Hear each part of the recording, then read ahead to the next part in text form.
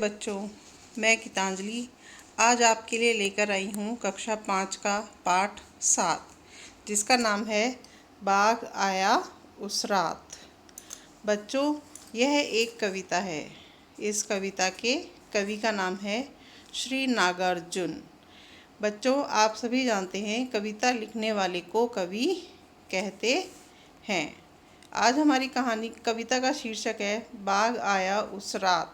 जैसा कि आपको कविता के शीर्षक से मालूम चल रहा है, इसमें गांव में बाघ के घुस जाने की घटना के बारे में बताया गया है। आगे देखते हैं। पहले हम कविता का मूल भाव समझ लेते हैं। इस कविता में बाघ के गांव में आने की घटना का वर्णन किया गया है। साथ ही बाघ बाघिन की दिनचर्या का भी वर्णन किया गया है। इस कविता में दो बच्चे अपने बाबा को गांव में बाघ के आने की घटना बता रहे हैं। तो आगे देखते हैं। बच्चों, इस चित्र में आपको एक बाघ झरने के पास खड़ा दिखाई दे रहा है। रात का समय है। तो इस कविता में आपको कवि जो हैं ऐसी घटना के बारे में बता रहे हैं जिसमें बाघ गांव में घुस आता है और उस बाघ को दो बच्चे गांव में देखकर डर जाते हैं। जब वे उस बाघ को अपने गांव में देखते हैं तो वे जाकर अपने बाबा को गांव में बाघ के आने की घटना का वर्णन सुनाते हैं। तो कवि ने यहाँ पर उस घटना को एक कविता के रूप में प्रस्तुत किया है। बच्चों, किसी भी घटना को कविता या कहानी के रूप में लिखना भी एक कला है। तो आइए देखते हैं कवि ने अपने शब्दों में कैसे उन बच्चों के भावों को समझाने की कोशिश की है। वो इधर से निकला, उधर चला गया, वो आंखें फैलाकर बतला रहा था, हाँ बाबा, बाघ आया उस रात। आप रात को बाहर ना निकलो, जाने कब बाघ फिर से आ जाए। हाँ, वो ही जो उस झरने के पास रहता है, जहाँ अपन दिन के वक्त गए थे ना एक रोज। बाघ उधर ही तो रहता है बाबा, उसके दो बच्चे हैं। बाघिन सारा दिन पहरा देती है। बाघ या तो सोता है या बच्चों से खेलता है। तो बच्चों, पहले हम कविता के इस भाग का अर्थ समझेंगे। कविता के शुरू में लिखा है, वो इधर से निकला, उधर चला गया, वो आंखें फैलाकर बतला रहा था। इन 4 पंक्तियों में कवि बता रहे हैं कि एक बच्चा अपनी आंखें फैलाने का मतलब होता है आंखें बड़ी करके अपने बाबा को बता रहा है कि बाबा, वो बाघ इधर से आया था और उधर चला गया।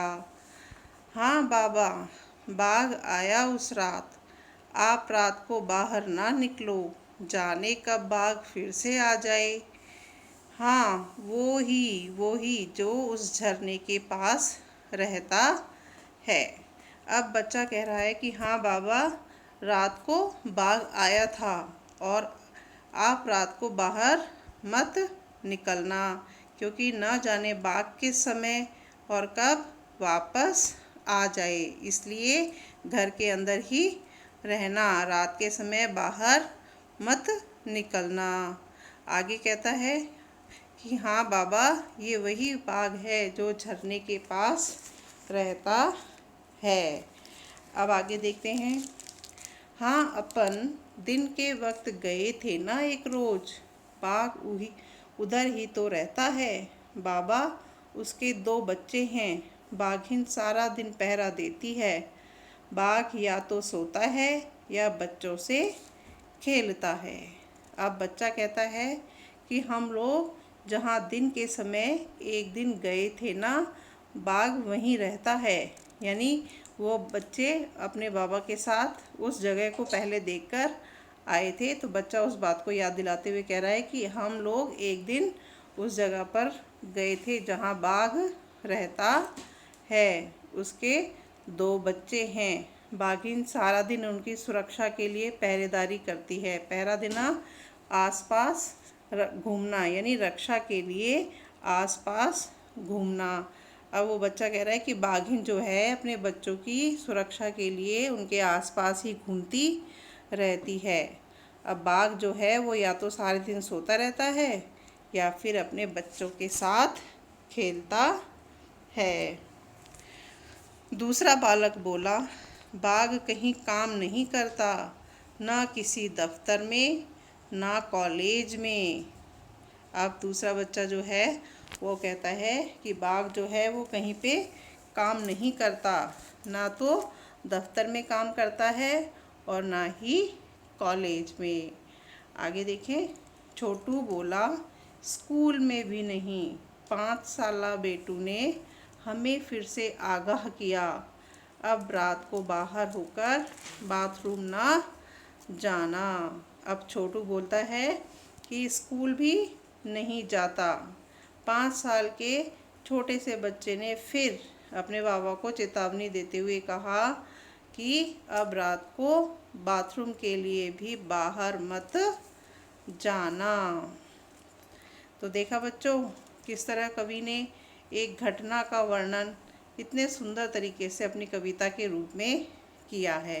तो इस कविता से हमें संदेश मिलता है कि घटना का वर्णन करना भी एक कला है।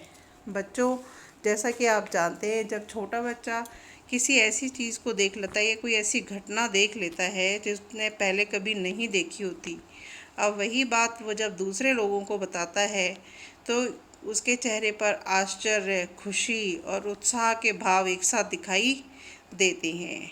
अब हमने जब इस कविता को पढ़ा तो इन शब्दों से हमें उन सब भावों का एहसास हुआ जो एक छोटे बच्चे के मन में उस समय आए होंगे जब वह इस घटना का वर्णन कर रहा होगा। इसलिए किसी भी घटना को लिखना या उसका कविता में या कहानी में उसको लिखना एक कला कहलाता है। तो आप सब इस कविता को पढ़ेंगे और सुंदर सुंदर हस्तलेखन में अपनी अपनी उत्तर पुस्तिका में लिखेंगे। आगे इसके हम शब्दार्थ देख लेते हैं। आँखें फैलाकर, इसका अर्थ है आँखें बड़ी करके। अपन, हम। बेटू, बेटा। पहरा देना, रक्षा करने के लिए आस पास घूमना। झरना, पहाड़ आदि ऊंचे स्थान से गिरने वाला जल प्रवाह। वक्त, समय। आगाह, सचेत। दफ्तर, कार्यालय या ऑफिस। स्कूल, विद्यालय। साला, वर्ष या साल। बच्चों, इसी के नीचे आपको श्रुतलेख शब्द दिए गए हैं जिनका वाचन कर लेते हैं और आप इन्हें अपनी कॉपी में लिखकर इनका अभ्यास करेंगे। पहला है बाघ, बाघिन। झरना, पहरा। दफ्तर, कॉलेज। आगाह, बाथरूम। आज के लिए इतना ही। धन्यवाद।